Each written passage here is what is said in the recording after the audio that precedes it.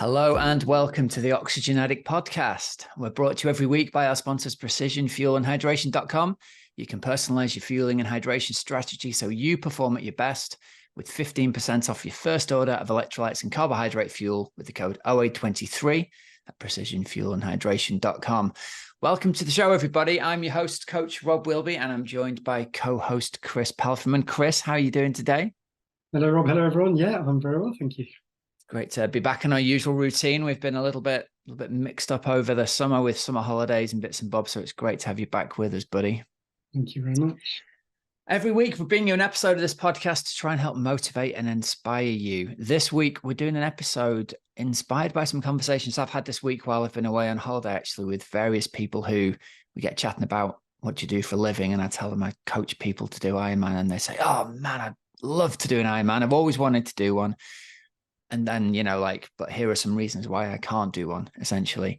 And then we have a chat about the background and you go, you could easily do an Ironman. You put the time into the training, you can definitely do it. And they kind of go, really? I always assumed it wasn't for people like me. So that's really given us inspiration for this week's episode, hasn't it, Chris?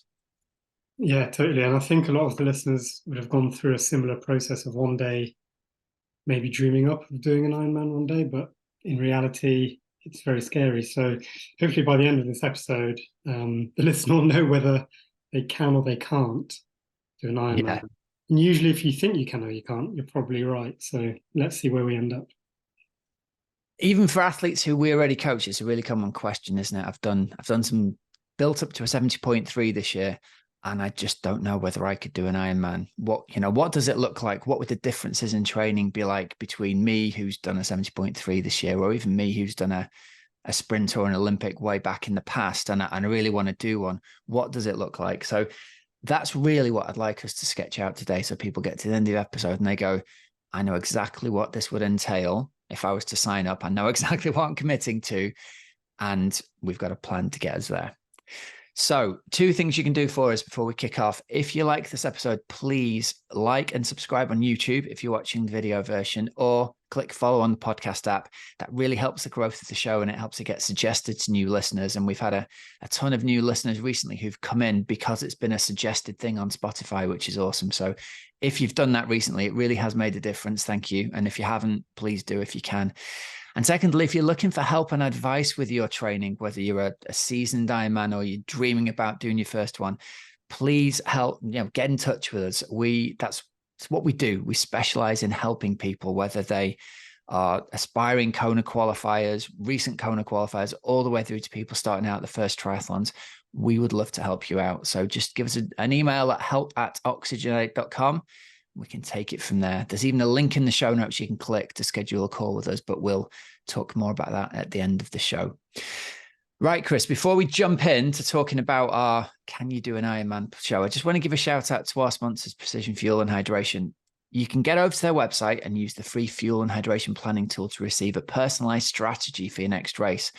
The planner will help you understand your own carbohydrate, electrolyte, and fluid needs, so you can refine your strategy during training and it'll help you out in racing. You can even book a free one-to-one video consultation with PFNH's athlete support team. They'll be happy to help you nail your race nutrition plan and perform at your best day-to-day in training. Right, Chris, let's kick this off. Who's the episode for today then? We want to talk about, can I do an Ironman? Who's the basic episode for? Well, here's the 2 people I'm thinking of. It's the person out there who has already done some triathlons. Maybe they've done them in the past several years ago, and they're new to coming back to triathlon. Or it's athletes who have trained consistently. Maybe it's listeners who are already part of Team Oxygen Addict and are coached by us. And they're thinking, it feels like such a jump to go from half Ironman or 70.3 to Ironman. I don't know what it would entail. How much more training would it entail in order to get there? Those are the 2 groups of people I really want us to speak to this week. And I add a third little category on the end, which I think links in quite well, but it's just so many conversations of people that I've had that fall into this bracket of, I think I'd love to do an Ironman one day, but I definitely can't do the swim. Right. So people that have got a dusty old bike in the garage and they go out once a month maybe, they've always run, whether it's through playing football, tennis, something like that. But the swim is a totally different thing that scares them.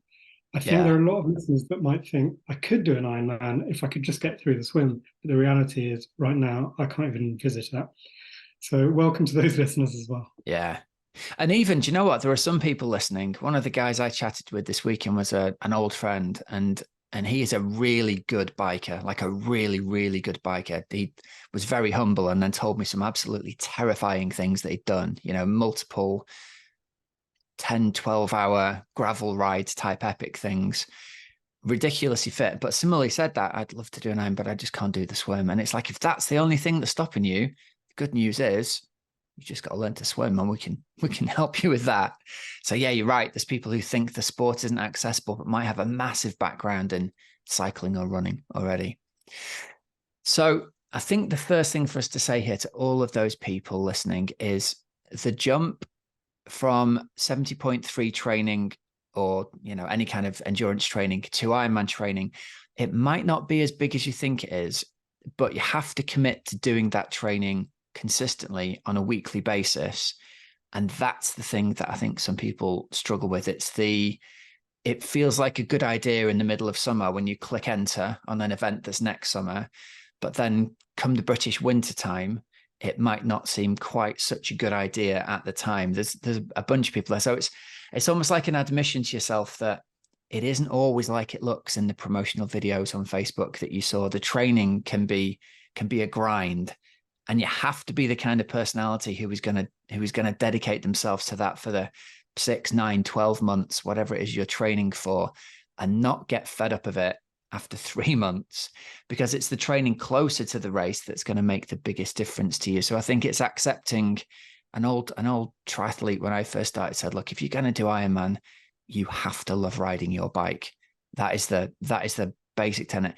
If you're someone who does 2.5 hours on the bike at the moment and you're done with it, well, great, you can do lots of different events, but committing to an event with a 6-hour plus bike event, and it's probably not going to be for you. So I think it's to be realistic about what it's going to take in order to do this event well. I think you have to love the grind. It's not easy. It's so hard. And I think your point of looking out the window now, let's say it's August, let's say it's mildly sunny, a little bit rainy in the UK, you might be thinking, oh, still not great riding out there at the moment. The reality is this is probably as good as it gets in the UK. And it's going to get a lot worse. October, November, December, January, February, March. We know that the hours of daylight are very limited. We know that it's cold. We know that there's drizzle. So if you take those factors into consideration, then have a look at what your lifestyle entails that's not movable. So do you have a long commute to work? What are your working hours? What does your lunch break look like? What's your commitment with kids, with partners, social life? And so there are some stuff that you can move, but there's other stuff that I don't think you should move because that will come to the detriment of happiness and long term in the sport. But there will be little nuggets of hours where maybe you can wake up a little bit earlier, go to bed a little bit earlier, wake up a little bit earlier, and suddenly you may have gained 4 or 5 hours within your week without having a negative impact on the rest of your life. But remember that life in October, November, December, January, February, March, maybe even, is so much tougher than the majority of the summer months. And that's what ground me down. That's what was so tough. I had to become really comfortable with the idea of spending a lot of my evenings, a lot of my mornings on the indoor trainer or on Zwift, for example.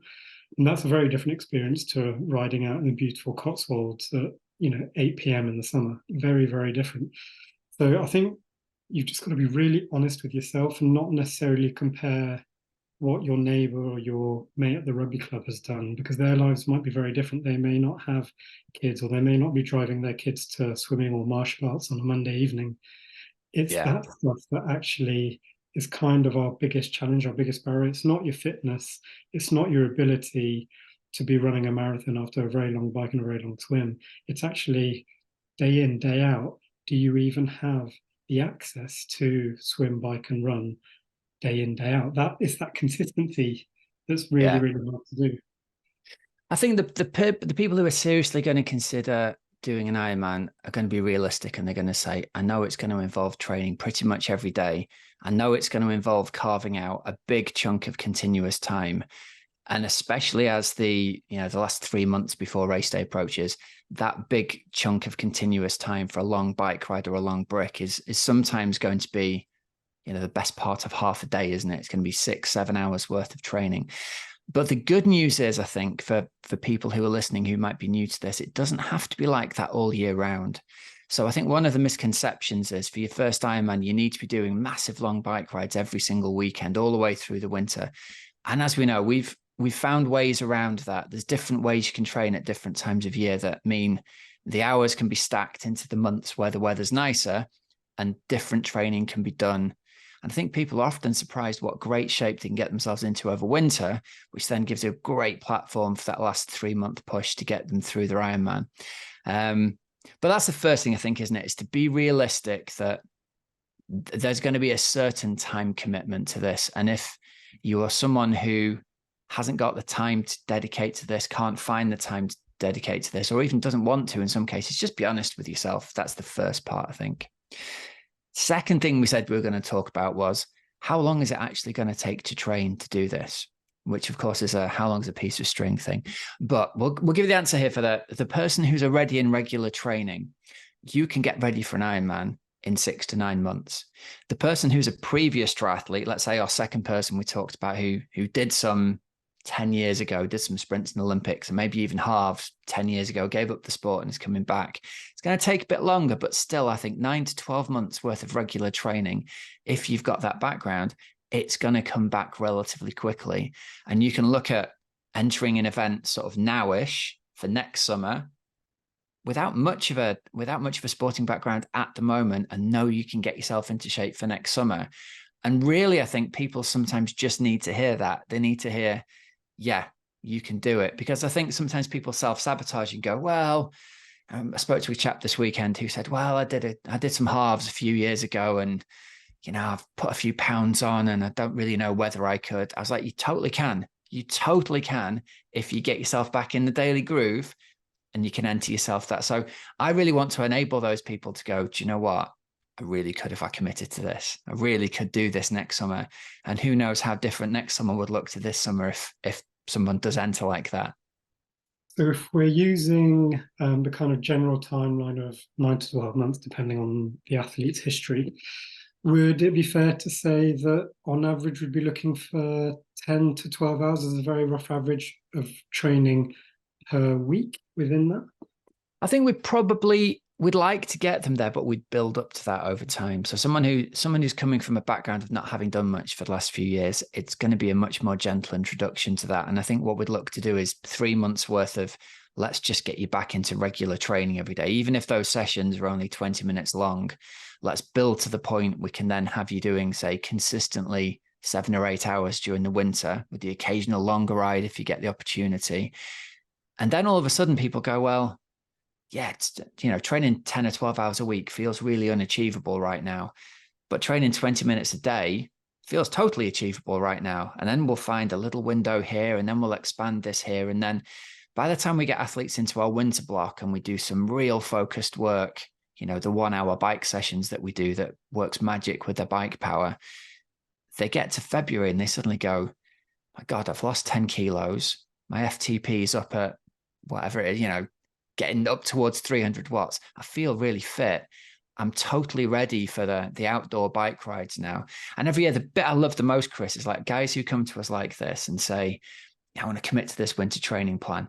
They don't see the training buddies all through the winter, and they meet up for the first ride in the spring, and they're 3 kilometers an hour faster than the buddy is because they haven't done the work over winter, and our athlete has. That's just brilliant. And they go, the problem I've now got is finding someone to ride with who can actually keep up with me. That's the best thing, I think, is a transformation that can happen in a person even in a 4-month chunk, let alone a 6-month chunk. They can be a completely different athlete by then.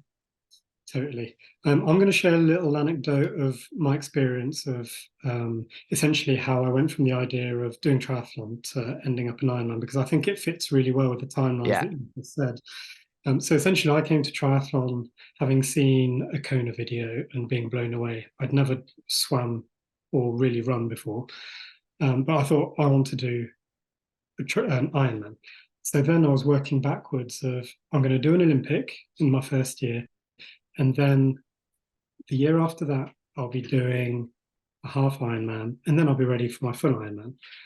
The reality was that in my first kind of 3 months, I did way too much because I had on my mind I need to be Ironman fit now.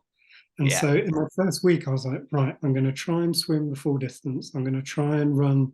So I'm going to try and bike about 400K, and I'm going to try and run 50K minimum. First week, it was okay, pretty dodgy. Second week, absolutely blew my doors off. Can't get up in the morning thinking, triathlon's not for me. I'm going to start golf. But that's just because I was doing the wrong work at the wrong time. And what you've just said there of that essentially periodized training where we use the winter to set you up for the spring. Spring is going to springboard you into summer. But if you reverse that without proper guidance, you're going to end up like me and be absolutely ruined. So I had to press pause. And it's not something I wanted to do, but I had to press pause and I had to go all the way back and no, forget Ironman for now. That's my long-term goal. I'm going to do a proper season of Olympic just to understand what triathlon is. And then it actually took me 2, 3, maybe even 4 years before I ended up doing my full Ironman because I understood that it was taking stepping stones that was going to get me there, as opposed to doing my first Ironman. And the reality is that I would have ended up walking it because I would have got all the training wrong. I'd have done too much volume at the wrong time, too high stress at the wrong time, and that's just a recipe for disaster. So one of my kind of takeaway tips from that was I needed guidance. I needed structure, not just structure that I'd created myself, but structure that was backed by science and that was backed by basically logic of how to get a fairly fit young man to doing one of the craziest sporting events out there. But get guidance because it's really Yeah. complicated. It's really easy to get wrong. It's really Yeah. easy. I was really lucky that I met somebody really on in my triathlon journey who said, right, you stop doing that. Stop trying to swim every day to learn to swim. Let's talk about how you can do. And I was going, I can run for 2 hours already. Well, and he's like, no. I'm going to do a little bit of this and a little bit of that. And you're going to get tired the right way and you're going to recover every week. And I thought, okay, there's something in that. And he really gently guided me to gradually increase the things I was doing. So no week felt easy, but it was just about achievable. But it was about 12 weeks in before I was even close to doing the kind of training that I thought I could have done in the first week. So yeah, you're dead right. The guidance that you get during this, because a lot of this is counterintuitive as well. It doesn't end up being like you feel like it should be. People are always saying to us, aren't they? I'm gonna do a marathon in the spring before I do my Ironman in the summer to know I can do it. And don't do that. You're going to be able to do your Ironman marathon, but that's a different thing to put that on one side. People are often really surprised to hear that we don't want an athlete, not that we don't need them to, but we don't want them to do a marathon in the build up to the Ironman because we want them working on the bike fitness at that point. So yeah, I think you're dead right. Getting that guidance is great. And on that, the guidance thing, this is a really important point to talk about now, is picking the right event for your first Ironman is so key. I would highly encourage people, if you're sitting at home listening at the moment and you either don't know anybody in the sport or you have a limited knowledge of the sport, we'll tell you now, although all Ironmans are the same distance, they don't all take the same time to cover. So some of the courses have got really fast bike legs with really good tarmac. Some of the Ironmans have got really difficult, challenging, hilly, poor road surface. And honestly, that can make the difference between, I would say, over an hour on the bike to cover the same amount of distance. So you might go to one of the events like Challenge Roth, Ironman Austria, Frankfurt, where the courses are fast and the road surface is smooth. You might be off the bike there in 6 hours. Whereas if you go to Ironman Wales or UK, it might be 7.5 hours even for the same relative fitness level. So that's something to really, really bear in mind, is to do that research and pick the right event for you, for the time of year. And I think as well as the actual event, spend some time on their websites and looking at them, but pay attention to the time of year that they are as well. Because if you're doing an event end of the British summertime into the autumn time in Europe, you've got all the good weather, you've got all of the long daylight hours to train. Conversely, I remember my first conversation with someone who did an Ironman, and they'd done Ironman Lanzarote, and he said it was horrible. That was my first experience with someone telling me about an Ironman. It was horrible. It was mid-March, it was mid-May, I think, at the time when the race was held. And he said, I've just had to do these endless long bike rides and runs all through the winter when it's been dark and rainy and cold. And he said, my season's done. I can't be bothered with this anymore. It's just been, for the rest of us, this was literally at the first spring duathlon for most of us that we were taking part in early mid-May. So all times of year are not equal either in terms of your opportunity to train for them in weather and daylight. As an absolute novice in terms of long distance triathlon, I'd always push the athlete to later in the summer. Give yourself the summer, which is the easiest time technically to get the training in daylight hours. So don't put yourself through a horrible, horrible winter as your first experience. That can come later down the line if there's a specific event you want to do, but as a first stab, give yourself the best possible chance. One thing that I'd add to this is to the non-swimmers that we mentioned at the beginning of this podcast, which is if there's some anxiety around the swim, then pick an event that has a similar body of water that you're going to be training in. So if you're in a landlocked area of whichever country you're in, it may not be the wisest thing to pick a sea swim where you're encountering swells, currents, and pretty big waves. If you're going to do the majority of your open water swimming in a river or a lake come the summer, then that's a low-hanging fruit for you to feel comfortable on the start line of every week in the summer I've been swimming in a lake or river. Therefore, this feels very realistic for me. But I've spoken to quite a few athletes even this season who are experienced athletes, and they've just panicked suddenly of, oh my God, I haven't even swum in the sea this year. And Or ever. Or ever. Yeah. Exactly. And it's a very different experience. So pick the low-hanging fruits of look where you live, look where you train, and try and match the course with that. So if you live in the flatlands of Norfolk in the UK, for example, pick a flattish bike route. Don't look into the Alps or the Pyrenees for your first Ironman. Same with the run. If you live on fairly flat ground, then again, it's going to work to your advantage. And reverse that as well. If you live in the Alps, then it could make sense to do some hilly rides. I think that's a really important part, and we often get drawn into the marketing of that place looks beautiful, I want to go there, and then 6 months down the line you're thinking, oh my God, look at those hills. So do your prep work. And similarly, I think that the environment that you're going to race in, I think, needs to be the kind of environment that you enjoy, because it's hard enough already. So for me, a race like, I don't know, Frankfurt, for example, running through the town centre in Frankfurt would not suit me at all. Whereas I love being out in nature, I love the mountains, I love the hills. I'll trade along a bike leg for being out in the natural beauty. If you want a nice, pleasant swim experience on race day, it's worth looking at what the swim's like. So again, we said, Austria, beautiful mountain lake. It's not the sea. It's a big lake, but it's not the sea. So you can be fairly sure that the temperature is going to be more in control. You're not going to have massive swells on it. Whereas if you do pick any Ironman that's a sea swim, it only takes the wind to be blown on shore for a couple of days. You only need probably 6 inches of chop on the water for it to feel really, really wavy. And if you're not a very strong swimmer, that can make a big difference as well. So the kind of location that really fills your soul with joy, I think, is the kind of thing that you've got to pick for your first one. Really good point. Same with wetsuit and non-wetsuit. Look at the history of that event and you'll be able to work out whether the majority of the time it is wetsuit or not. And depending on the kind of swimmer that you are, you want to take that into account and pick the event that you want to do. Same with what you just said. I had a conversation fairly recently where an athlete is doing a long distance Ironman and they hadn't realized that the run was going to be multi-lap, and I can't remember how many laps, but it's a lot of laps, 4 to 6 laps, and they found that really deflating of, I thought it was going to be one big lap. And so even though the distance is the same, the stress on the body is going to be the same, the actual kind of negative impact on the mind, even before the event, on this particular athlete isn't great. So again, do your research, and if multi-lap excites you because you're going to have a big crowd, you could be able to see family members, it's going to be well within your control. That's brilliant. Sign up to that. But all I'm saying is you need to be well aware 6 months ahead, or before you press buy, ideally, of what Yeah. the form of the race is going to be. And that's going to avoid big disappointments in the lead up. Yeah. It's all about knowing yourself and knowing what gets the best out of yourself, isn't it? Mm. Yeah, for sure.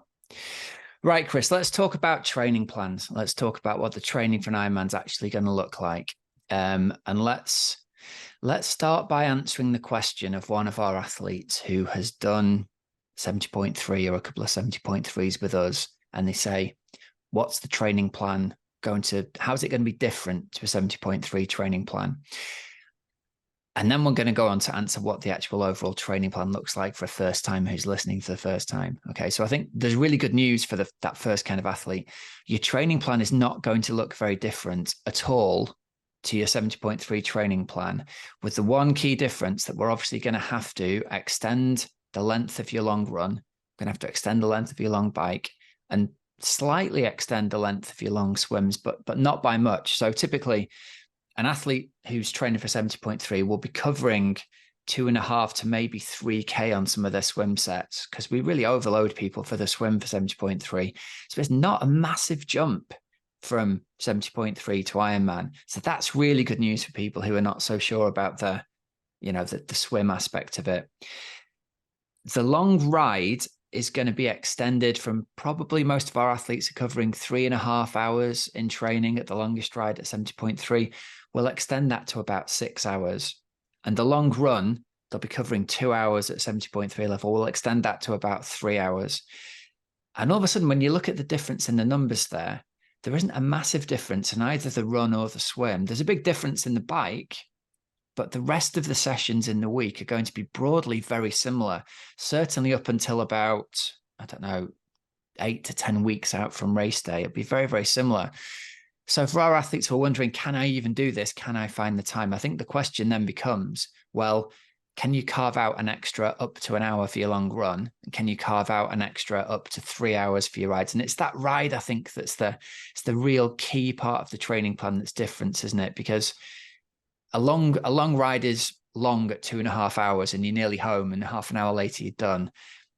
A long ride at 2.5 hours when you're doing a 6-hour ride is a much different proposition. So that's the thing athletes have got to get their heads around. Do I have the desire, the fire, the passion to want to go out and really do those long training rides in the last 3 months before race day?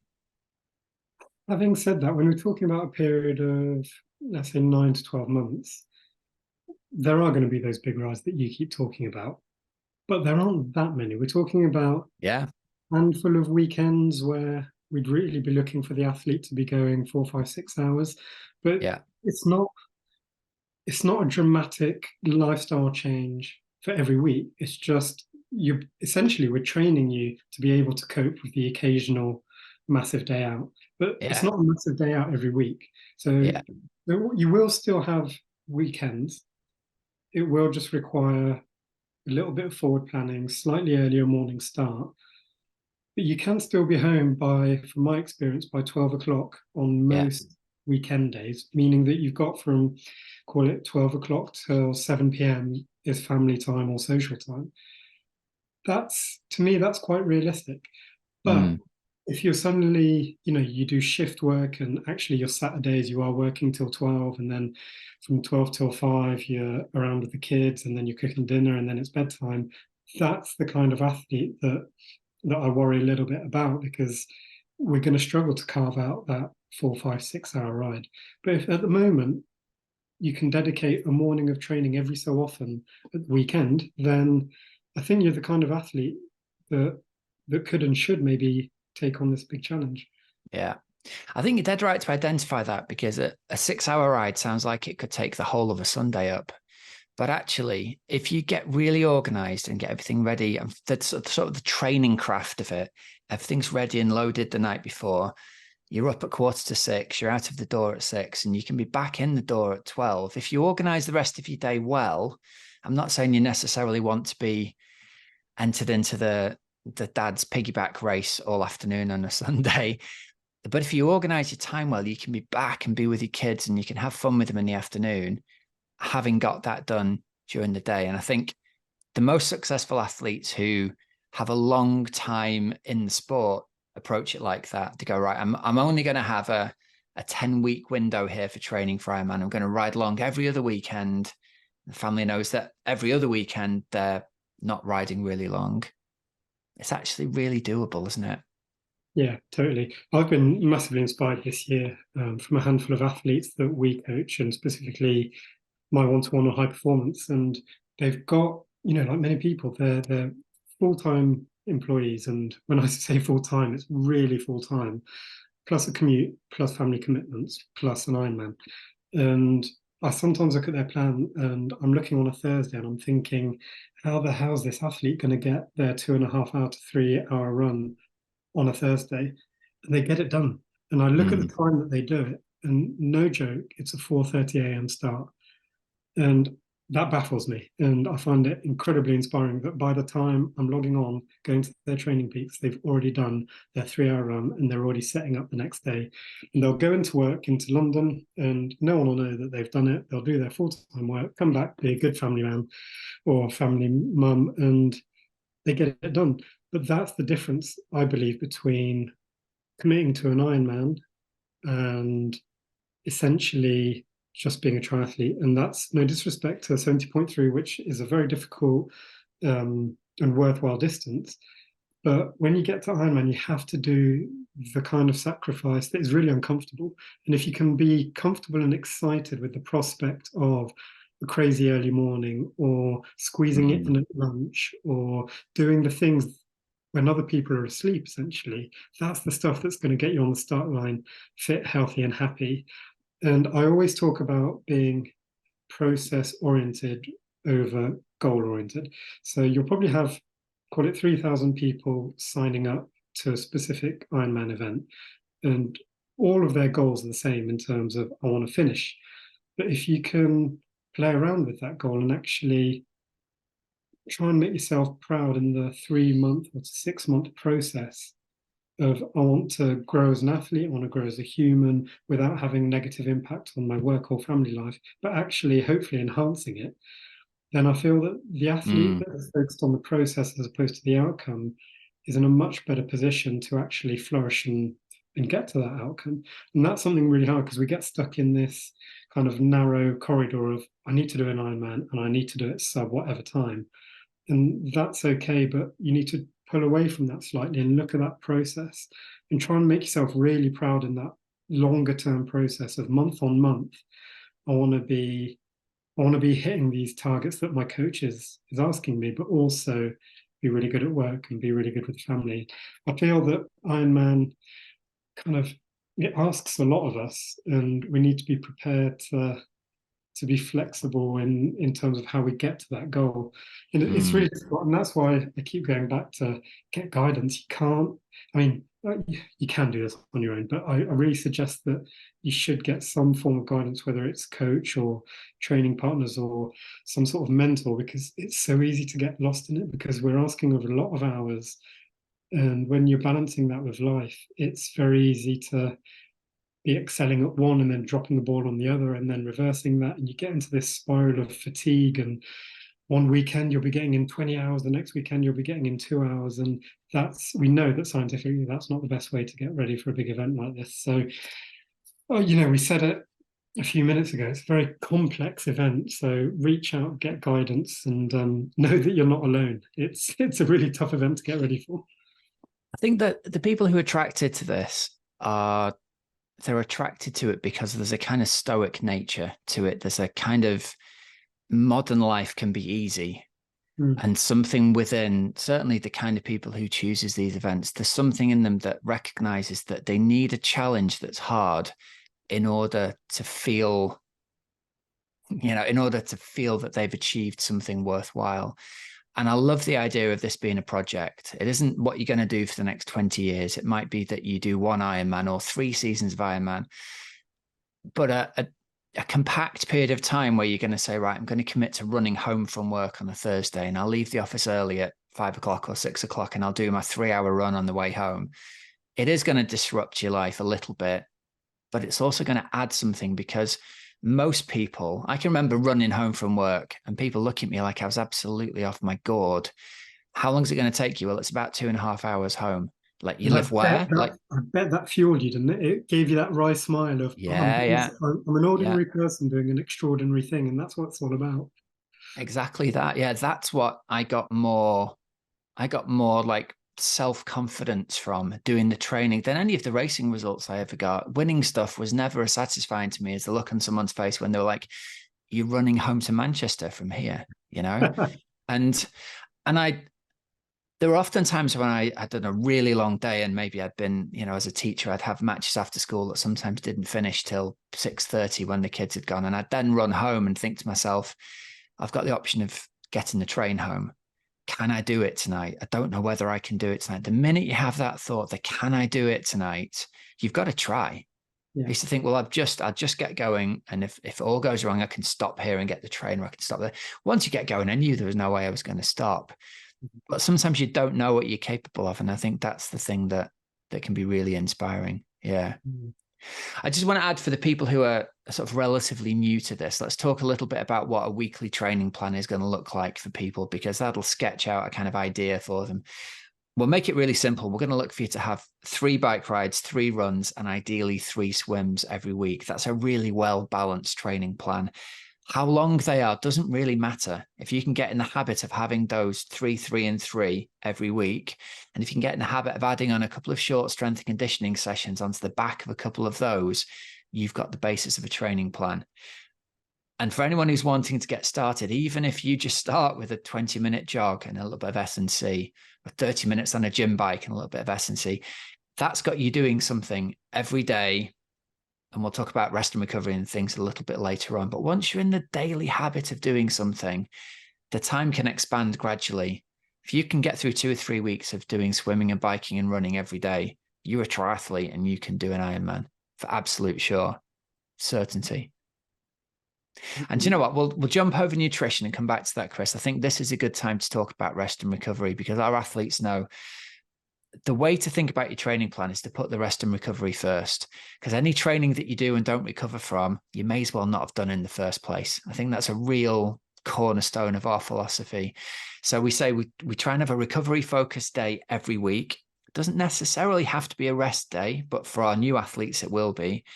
We'll have a weekly cycle where we make sure we have that rest and recovery day every week. We make sure you try and recover from the training you've done every day, ready for the next day. And then we try and make sure we have a monthly cycle of a recovery focused week every month. But more than anything, if anyone takes only one thing from this, it's don't do more training in a day than you can recover from overnight, so you can train again tomorrow. Okay. Classic example here, right? We were away for the weekend and there was a really nice gym at this place. Friends of ours we were with said, oh, there's a circuit training class on tomorrow morning. Come and do the circuit training class with us. I am still sore today, 5 days later. And I was deliberately taking it easy, but weighted lunges and things that I don't usually do in everyday life left me too sore to do anything meaningful for 3 days afterwards. That's what we want our athletes to avoid. If you can only do enough training that you recover from for the next day in the early days, then you guaranteed that rest and recovery cycle is working for you, so that you get in the habit of that from the early days. You never want to ruin yourself, essentially. And that's the classic kind of philosophy and value that as coaches, we're always aiming to do. And when we write a training plan, we start it by integrating the rest, because that's where we're going to actually get the benefit for the athlete. So there's no point starting, if you're writing your own training plan, there's no point starting with, okay, I want to do a 6-hour ride there, 3-hour run in the middle of the week, and then my swims and runs supporting those sessions, because you'll soon find out when you look at your week that there's no space for rest. And if that's the case, you're going to spiral into fatigue to the point of not actually getting better as an athlete. So if you start by carving out the rest and recovery, and then around that, if you know that you've got a recovery on a Monday, it means that you can load your Saturday, Sunday a little more than midweek. And so that's kind of the fine art of creating a training plan, which, Rob's an absolute master at, which we all know. But a lot of athletes will be thinking, Very kind, mate. I'll do this myself, but just please don't fall into the trap of designing your plan around your biggest sessions. Try and flip that on its head and design your plan, and not just on a micro level. Try and look over cycles of 3 to 6 weeks, and every week, and then every 3 weeks, you should be looking at big dips and spikes of recovery. And if they're not there, you know that there's something not quite right with the plan. So that's Yeah. something that's really frustrating for especially a future Ironman athlete who's thinking more, more, more, because we want that wry smile of doing the David Goggins impossible stuff. But That's you've got exactly to, who I was thinking of. Yeah, the of course, Goggins thing is like, just yeah, be hard. And I finished with broken feet. Well, like, yeah. good luck to you, but I'd rather you not have had broken feet, David, and we'd done the ultra next month. You know what I mean? I'll rest when I'm dead. No, well, rest on a Monday. I think that's also a good starting point. So yeah, if you're Yeah. not sure about how to design this and you're kind of working towards your first long distance, drop us an email and sense check it with us, because I think that Yeah. that's the first step of actually understanding whether you're aiming towards something that's achievable, not just in terms of hours, but how you're going to bounce back in terms of stress that you're putting on your body and mind. So talking to people this weekend, it got to the point where by about the ninth conversation where someone, I said, oh, I run a triathlon coaching company. Oh, wow, you're like a motivational, Mr. Motivator kind of guy. And it just became the answer of, actually, my main job is saying no to people. And they Mm. look at you a bit funny and you think, well, it's anyone who comes to us is already motivated enough. I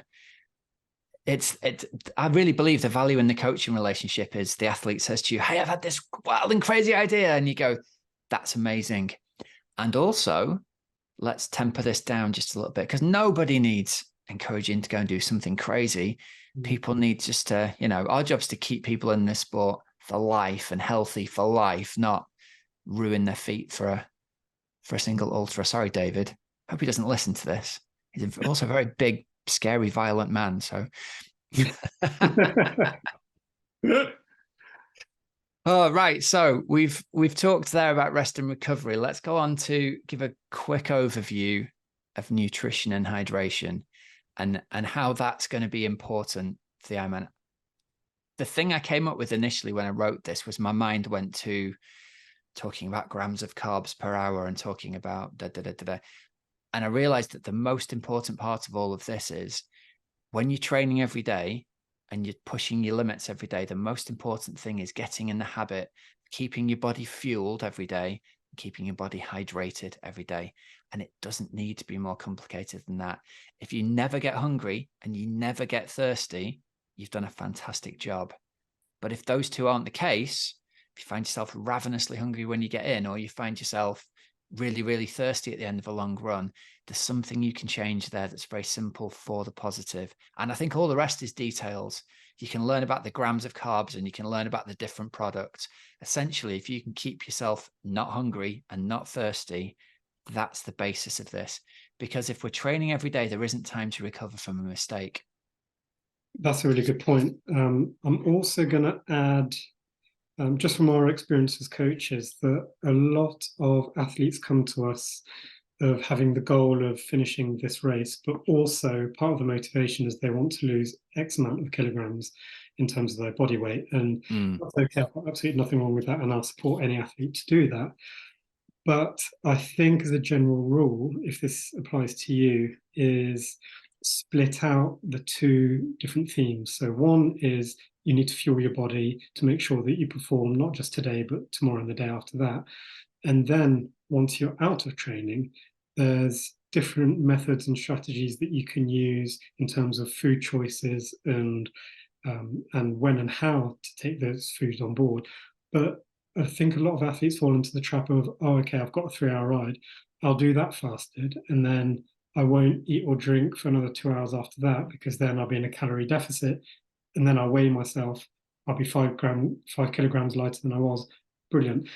That's a sure way to either find lots of injuries, whether it's stress fractures, chronic fatigue, lots of things can go wrong. You can do both, but make sure that you split them out. So when you're training, you have to fuel your training. And when you're in periods of lighter training or rest days or not stressing your body to that amount, then there are different ways in terms of the type of fuel and when to use that fuel that you can use. But yeah, please don't kind of see Ironman as your ticket to losing X amount of kilograms. That will happen naturally just by the pure volume and consistency of training that you'll do. So Yeah, let the natural causes take place there as opposed to forcing it within the first month. I think so. I think your body's going to find its way to its natural weight. Now, there's some caveats here. I think, especially older men, if we get sort of 45 plus, the caveat here is we might have to look at the nutritional habits we've built up over time and question them. So often it might be, we start to do better in life. We enjoy fine wines and beers. We enjoy fine cheeses. So it might be that there would be some things there that you can tweak very slightly that are really easy wins. But often people don't question the choices that they've are fortunate enough to have, I think. And the go-to is, well, I need to restrict what I'm eating. But actually over this side of the table, there's a whole other, reducing or cutting out a dessert might be a really easy one and you can still stay really well fueled. But I think you're right. Your body is going to find its own way to its own racing weight just with increased training. So yeah, a focus on staying well fueled and well fed rather than a mindset of restriction, I think is the way to look at it, isn't it? Now, there's one more thing that I want to add on here. This isn't really aimed at our first timers, but our athletes who've been with us for a while and have done some 70.3s. I'm including this because they're so much fun and it's the best thing that I think it's the big indulgence I think that we have as triathletes is we've got our weekly structured training. It's really fun to binge every once in a while. And the best place to do binge training is in a safe environment with other people who are doing the same thing on a training retreat or a training camp or a training weekend. So I thought we'd wrap this up by talking about the fun of a training camp with teammates, with other like-minded people, going away for a few days or a week, ideally to a location that's somewhere warm and has got great riding, is a fantastic way that you can add in a lot more volume into training. And people are always surprised, aren't they? We've had our Mallorca training camp. People are always amazed how much more training they can do in a week and recover from than they possibly could at home. So there really is something in that idea of being in an environment where somebody else is just wheeling out the food for you. You take some clothes off and you put them in the bag and you don't wash them for a week. All of the life stress gets removed while you can do this overload training for a week. I totally love those weeks where you basically get a green light to training like a maniac, but doing it in a safe environment. Everyone's pushing each other on, but also helping each other along the way, which is part of the magic. What I would say is don't fall into the trap of adding a huge amount of run mileage. So swim and bike, for obvious reasons that they're non-impact sports, you can actually overload quite a bit within a week without causing much risk. Whereas when it's run, there's an added risk, especially when you're increasing your bike and swim. So if you are going to increase, always look at swim and don't be looking for big meterage, be looking for loads of hours in the water with great technique. And from the moment your technique is starting to drop is the time to get your towel and get out of there and go and have breakfast. Same with the bike, you want to be biking to the point where you're overreaching slightly, but you've still got enough time to bounce back, eat, rest, and then the next day you can go again without it feeling like too much of a chore. But we've seen it too many times on training camps where someone goes and sneaks off to do a 2-hour run in the morning, doesn't tell anyone, has breakfast, then we're on a 6-hour ride, then they're hopping in the pool and then going for another run.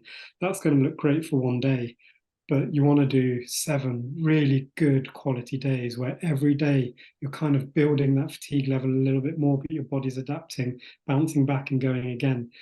But you can get it wrong in those first 2 days where it's really exciting to go and do that.